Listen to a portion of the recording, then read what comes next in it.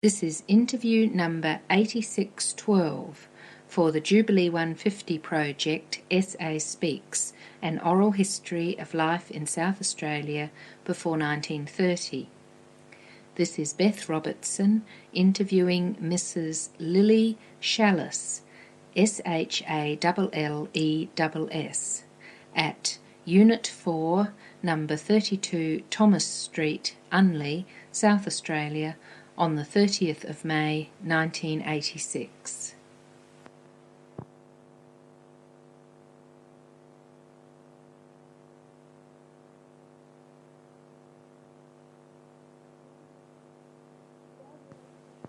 Would I be able to buy? Well, could you just start by telling me your full name from when you were a girl? My name before I was married, you mean? Lily Marian Adams. Yes. And what was your married name? Lily Marian Shalless. And what was the date of your birth? 15th of October, 1899. Right. You were saying the other day you, for a while, thought you were born in 1900. Yeah, my mother always told me that. Yeah, she always referred, and I thought, well, that's lovely, I'm number one, you know. And then when my father left us the £1,000, of course that was, he had my name incorrect. He had Lily Mary, and he wouldn't think of the word Marian, you see. Mary was, because that's the church, you know, Our Lady's name, and I couldn't get, because of my birth, I had to get my birth certificate to verify and make it right. So I made it, and when I got that birth certificate, I was a year older. And I was then 18 months older than my boyfriend, as I called him then, and goodness me, it was. Are you doing it? Oh, no, that's quite all right. And so you found you were even older? Yes, and I said to him then, that finishes us. We won't marry. I won't marry you, you see, because we were engaged, but not with a ring as at the moment, you see. And so he said, we had the understanding, and he said, that doesn't matter. And I said, you don't marry. The wife's never older than the husband, because back in 1934, it was when I was married, and eventually. But, oh, gosh. And where were you born? I was born in Weymouth Street, right near the intersection of Morford Street. The first part into Weymouth Street, overlooking the eastern side of Light Square. And was that the house your parents were living in? Yes, it was like an office block thing, you know, it wasn't a real house, you know. So they had rooms, did they? No, it was just a place. And I don't know what was down, because you see, I was born there, but I know I was born in the upstairs room. And my grandmother came from Munter to my birth. Ah. Yes. My older sister, my mother went up to Munter, and that's where she was born. Dad said, you know, he was so thrilled that he was going to have a family, and they said he didn't want anything to happen wrong, you know.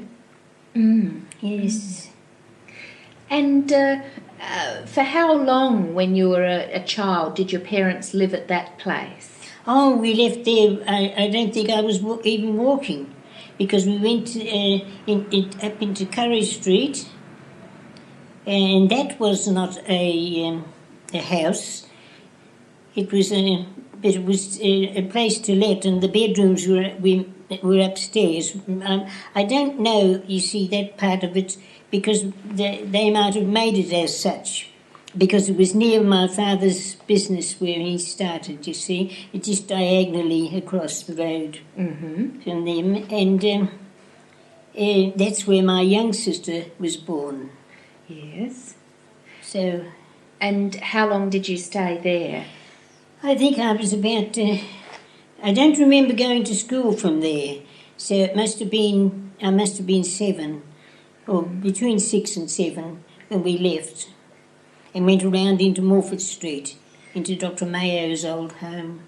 Beautiful old place. And they had a separate part for the staff, you know what it is in those days. Well, yes, separate kitchen and everything. Well, we'll talk about your house a little later on. Yes. I'd like to ask you a bit more about your family. Yeah. Can you tell me your father's name? William. Just William Adams. And was he born in Australia? Oh no, in Belfast, Ireland. Yeah. And he left there when he was in teenaging, that I could make out, and went to England because of the fighting between the Orangemen and the Irishmen. When St Patrick's Day, they'd have the procession like they used to have it here.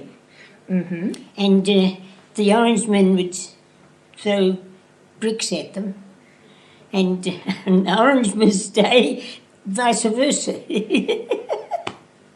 And he left anyway, and he found work up in the northern part of England, nearer to Scotland. I can't remember the little county part, you know, the name of it. And then he got his boyfriend to come over because it was better living in England. And then they came down to the southern part of England, and they heard about this Australia, and they said, well, let's go out and see what it's like. And they came out and they came here. And they're both walking down. They had a place in a hotel. I can't think what hotel it was. And I know that someone got into it and took all their goods and took his Bible. He had brought his Bible with him and everything and took all those things away from him. And he was heartbroken. But they were walking down King William Street, and the man saw them and he said, you're new chums, aren't you? And this is the way my dad told us. Mm-hmm. And they said, yes, we're from Ireland. And because it was Ireland in those days. And the top part was Ulster. You know, that's where England took it away. And anyhow, the man said, do you want work? And they said, yes. That's what we've come out for, to make a life out here. And he said, oh, and they went up Salisbury way, and they worked on a farm thing, you know, out on the ground. I don't know how it was that he came back into Adelaide and got into the horses part, you know. Mm. I don't know anything about that. But I know he was, off Carriage Street, there was a little street that went L-shaped like that, and then out into Morford Street. And there was a few horses there. Then suddenly he had that place there. Mm. And it's next to the John Bull Hotel. That's this side of it, and that side of it was Trolleys' office, Trolleys drinks. Yes. And then there was, they were 2-story buildings all joined together. 3 of them, and I can't remember the next one, but the next one was Hardy's, you know, Hardy's wines, and then there was the drive-in to the back of them, and they had caretakers. We used to play, the children used to play with us out in the front of our place, and they had this within balcony with an oval shape, you know, and they could look over. Mm-hmm. Yes, so anyhow, I don't know what happened, but we moved anyway around to Morford Street, and I helped. We helped, Ruby and I. My father made us a little cart, you know, with 2 wheels and we had a little pet lamb, and we used to harness it up and put it in there and go down the street and back again, pushing it along, of course, and. Anyhow, but I have gone down with my older sister down to the ice. I think it's the the education building where my son works now. That's the corner of Carriage Street and Morford Street, but it's like L-shaped like that because of the square, the light square. And just here was a place that an ice works, and my mother had the ice chest. We used to go down there with the little cart and get a block of ice, you see, to recuperate the ice chest, when it ran low. Would the lamb still be pulling the ice? No, we didn't bother too much. And when it got a bit older, my father got rid of it, He did. Oh, dear. From what you were telling me the other day and what I've seen looking at the old directories to Adelaide, yes. your father at one stage was working from 2 premises in Curry Street, both sides of the road, was he? I can't visualise that. But I know he had, where we were, there was business offices like down, then there was this little small lane, we called it, and there was a big paddock, and my father had that. And he had horse-drawn vehicles because he had chaff as well, and they used to deliver the big things of hay and all that sort of thing in part of his business there. And that's where those horses were kept. And where we lived, our backyard ran down and there was a fence across, you see, because the little lane came as far as our back gate. And my father had made this little walk through. Oh, no, it was as wide as from there to here. Through to he made it go through to their paddock so he could go through to make sure his horses were all right. Those ones for those vehicles, and they had the horse-drawn, the trough down there for them to have a drink and everything. We used to go down and watch them come in. The men come in, and unharness the horses. But that would be that, but it wasn't in Curry Street. So it was a paddock behind where you were living? Yes. And I'd like to ask you a bit about your father's business. How would you describe it in the years of your childhood? What did it involve? What did it involve? Well, he had, I suppose, about 30 horses in that part, in there. The front part was all his vehicles, and, you could walk up through. The office was over around this side, and you came up, and then it became all bricked, and there was the trough along, and then you walked up, and you were between, in the stables, the backs of the horses all together there. And then around here there were more of them. And you hired, he had a phone, 1343 his phone number was. And ours in Morford Street was 3969. I remember that. But my father was very, very attached to the horses, And every night after we'd have his tea, we had midday dinner he'd come home for, you see. And after tea, he'd walk around the square, and often I used to walk with him and up Curry Street, and he used to go in to see that the horses were all settled down for the night. And he'd go, and they knew, they'd look up and they'd go, neigh at him. Neigh, I don't know what they call that now. And he'd give them a handful of bran and oats, just in amongst their chaff, because they were all fed. But the horses were all fed when they came in, when different ones, they didn't all come in together, of course. Depends on how long you hired them for. And they were then taken out by the stable boy out from there and just to the trough to have their drink. And the same way to hose them. Every day they had to be hosed. Was the hosing area outside the building?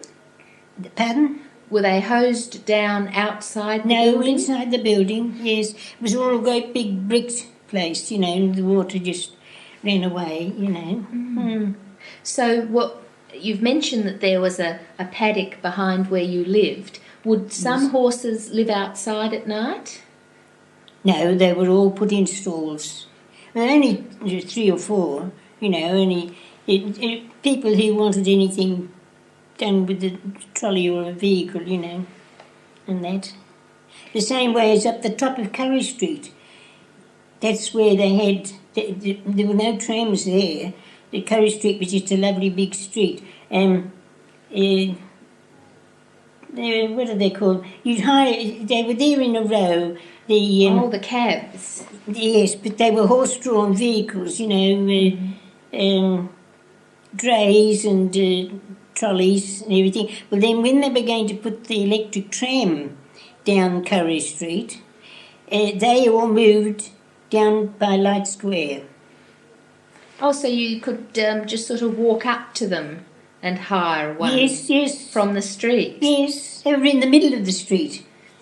Ah. Yes, and we had gas lights, all gas, not electricity, in the streets. And there was one by where we lived, and every night we used to stand out there and watch Johnny Lamplighter, we used to call him, on his bike. He'd come along with a big long stick, and pull it out and make it light the light. Did your father line up his horses and trolleys in the street for people to hire? No, he didn't have anything to do with that. They were individually owned and used, But Dad, if you wanted to go anywhere for a drive, you would go there to him and hire the horse and vehicle. Now, you said he had about 30 horses. Yes, round about that, yes. Mm-hmm. And for Oakbank, because they only had Oakbank on the Monday in those days. There wasn't a Saturday. Mm-hmm. But for Oakbank, I remember going round from our place and seeing, and he had all 5 or 6 the vehicles all ready, and of course they have to put not oil but grease on the wheels, and that particular horse that was to be put in that particular vehicle, that horse's harness was hanging there, and its nose bag with its food for the day. I don't know whether they ever got their food because they'd be running to put their money on, to bank. And then they were all ordered, and there was a big 5-horse drag. Ah. He had that, and they all set up high in that, but there were 5 horses for that, and it was around the Devil's Elbow. Oh, that was dreadful, but it was dreadful when I drove a car. Even then, it's only, and even now they in the paper the other day. It's dangerous, but it's heaven to go down around. But that was a dreadful corner. The Devil's Elbow. It was the Devil's Elbow too. We used to go up there and visit a man who used to come down to our place and that.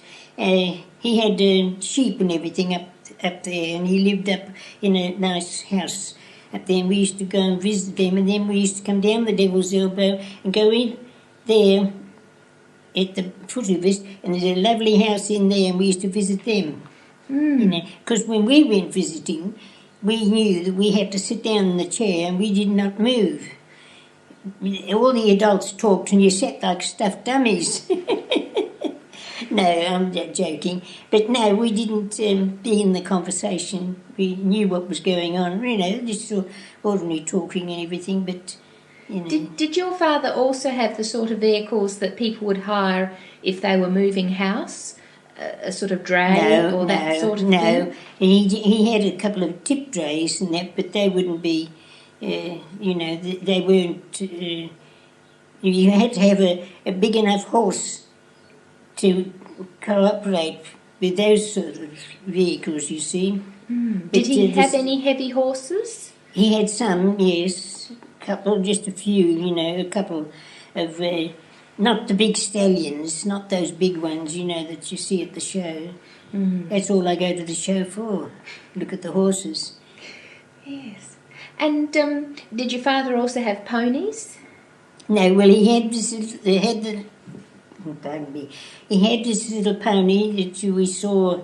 You saw a photo there, and it was called Teddy.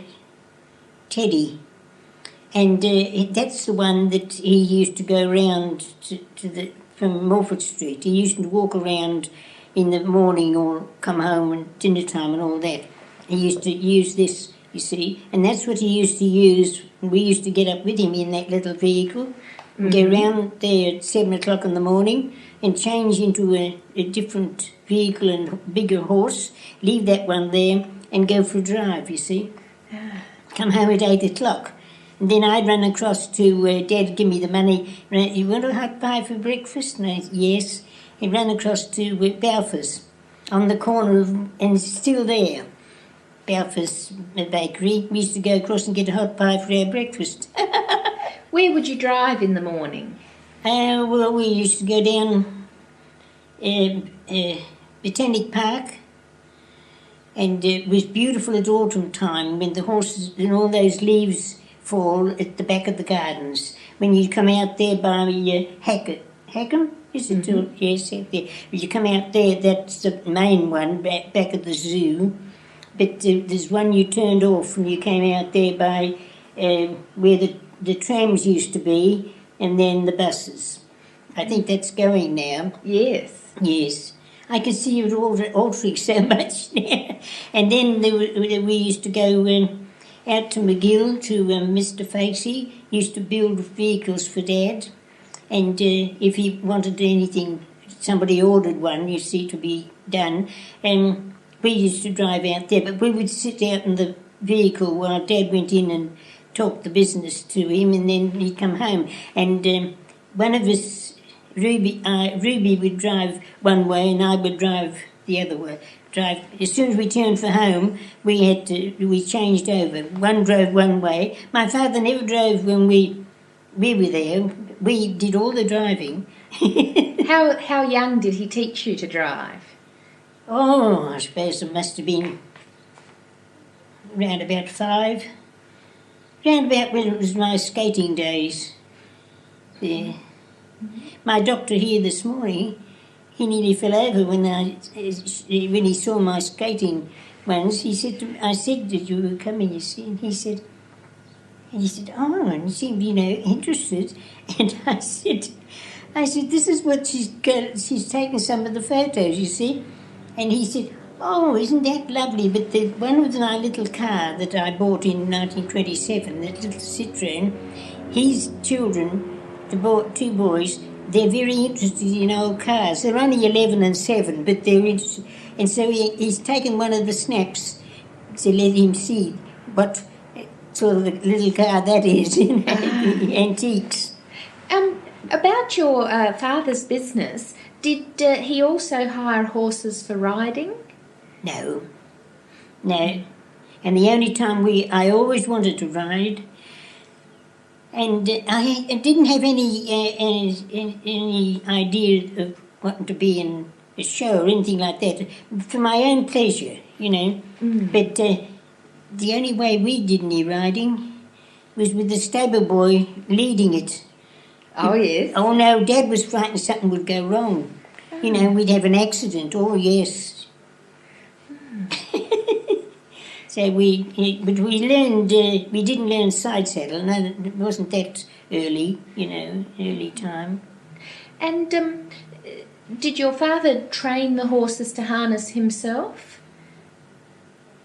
Yes, sometimes he would buy one from, Barker Brothers had their big place with the big ring, auction. They used to auction horses there that were brought down from the country, and big lot of them, you see. I've been in there at an auction sale, and they used to sell there, and that was in at the back of the John Bull Hotel. You went in one way, but you could come out this other way, down past my father's part, and the horses would be just in loose into the, one or two at a time, and the man with the whip to make them keep running around, and the men sitting up there looking, to see whether they were putting the right foot forward or the left foot or something. But when the sale was finished, the horses that were not sold, they were brought out like sheep, in a group, and they come out there and walked down, and they went down to Brooklyn Park, and they had this big place down there for them to keep the horses. You couldn't keep horses right in the city, it was too congested. So they were driven through the streets? So there were two, yes, and there were two men on the horses used to send them down, Sometimes they come up on the footpath and we wouldn't dare be outside. But we loved them. Yes, one of the men that I interviewed as a boy used to drive sheep through the city to the butchers. That's right, shops. Yes, I've seen that. Yes, I've seen that happen. So the city had very much a country feel about it. I was always sorry when I'd see them, when we lived in Wolfer Street, they'd stand on the veranda, and they used to come around through, and I used to be sorry that the poor little things. And one day, you're only going to be dead, And then, of course, I had to sit down at the dinner. Did your father ever comment on the way that people treated his horses? Was there ill treatment by people who hired his horses? Well, if he thought they didn't treat it, they would never be able to hire again. He wouldn't let them have it, He was very gentle. And he'd always go in and speak and touch the horse before he walked up past, so that the horse wouldn't kick out and knock him somewhere, The horses were in stalls, not loose boxes. There were some loose boxes around the corner part, with different horses in. And did he ever breed from his horses? No, nothing like that at all, no. And did you say that he trained them himself or bought them fully trained? No, he just bought them, and you put them in the harness, and they got used to being in the shafts and the traces and everything. And my father had this, when there was a sale on one particular time, a man from Glenelg, he brought this pony up from Glenelg, and he was running late to get to the auctioneer to sell the pony, you see, and he galloped it. And when it got to the place, my father saw it go in, you see, and he went into into Barker's, and he said, he looked at it, and it was, they called it sweating, of course, not this, an animal sweats. And it was really nearly gone, And my father said, "You're not putting that in there, He said, "I'll buy it off you." So the man said how much he wanted, and Dad put his hand in his pocket and gave him the money, and he got it. And we used to put them in as a pair, because Ruby's little pony, we called her that one, her pony, She never rode it or anything. But we kept that in our backyard in Morford Street. You see, there was a stable just in the backyard. And we used to feed it and everything for Dad. And but it didn't like... No, it was the other one. It didn't like water after having this showering. It never forgot. See, that's why it is a horse is marvellous. It never forgets, good, bad or indifferent things, you see. And it was we used to go to up to the waterfalls, and as you went through the waterfall, the roadway, there were two little creeks, and you went through them, and we used to put the two, have a pair, you see, and one didn't care about the water at all, but the other one that had been hosed so badly and treated so badly, it never forgot. And it used to pull back like that on its traces. and the other one would pull to get it to make it go through. But it wouldn't go through anywhere. If there was water on the road, it would stop like that and go around. See, they never forget. Yes. No. Do you remember your father talking about any accidents with his vehicles when people were hiring them? Yes, oh yes, he's had accidents. You know, they turn a corner too quick or anything like that. He did have one, and the people didn't tie it up properly. And, you know, when he went to the waterfalls, he just pulled in and tied the horse up and then went away up, you know, and it got undone. Mm-hmm. And believe it or not, it came back to Adelaide. It galloped and galloped and galloped and came, and my father said, oh, you know, and I remember distinctly that it was galloping down Carriage Street, you see, and Dad said, that's so-and-so, I forget the name of the horse. Each horse had a name, of course, and that went on the account. My older sister took the accounts, you know, kept the account. And anyhow, it turned to go in, but it was all right, only that it didn't realise that the wheel caught the post of the veranda there, and it tipped there, and they had to help it up.